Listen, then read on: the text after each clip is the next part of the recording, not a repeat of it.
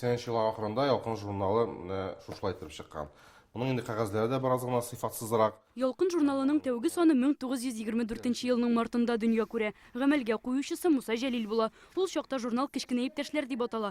100 ел дәвамында 5 тапкыр исемен үзгәртә. Октябрь баласы, пионер каләме, пионер Ялкын исеме үзгәрсә дә, җисеме саклана.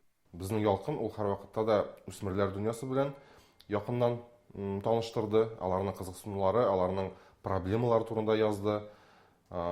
Безгә кадәр дә һәм хәзер дә шуның өчен миңа калса иң төп сере һәм иң төп уңышы Ялкынның ул шунда үсмерләргә дус һәм ярдәмче булуда. Хәзер журнал зур 4 сәхифәгә бүленә. Шәхес ул яшьтәшләр төрле белгечләр белән әңгәмә, ачышта мәгариф, музыка, IT технологияләр белән бәйле яңалыклар урын ала. Тәҗрибә сәхифәсендә журналистлар үз тормышларында булган вакыйгаларны тасвирлый. Иҗатта әдәбият, театр, рәсем сәнгатенә кагылышлы мәкаләләр бастырыла.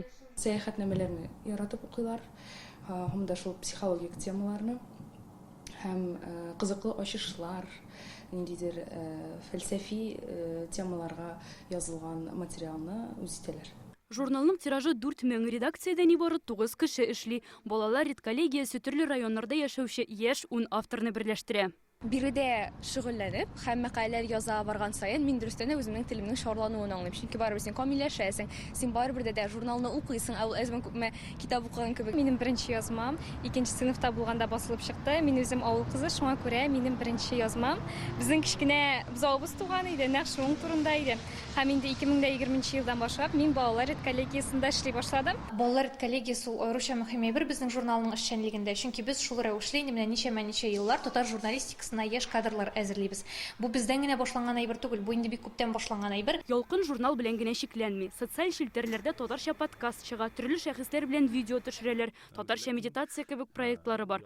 Сайтта журналда бастырылмаган мәкаләләр урын ала. Казан паркларында татар телендә йога дәресләре, төрле остаханәләр уздыралар. Ялкын, почет билгесе ордены кавалеры, күп төрле бәйге һәм премиялар лауреаты.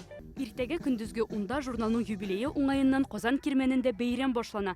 Ярминкә балалар өчен уеннар оештырылачак. Кол Шәриф мәчете каршында һөнәрчеләр урын ала. Кунакларга мәктәп формасына татар бизәге төшереп күрсәтергә җыеналар. Бәйрәмгә 5000 кешенең килүе көтелә. Лиана Бәхтиева, Владимир Гурьянов, Яңа гасыр каналы.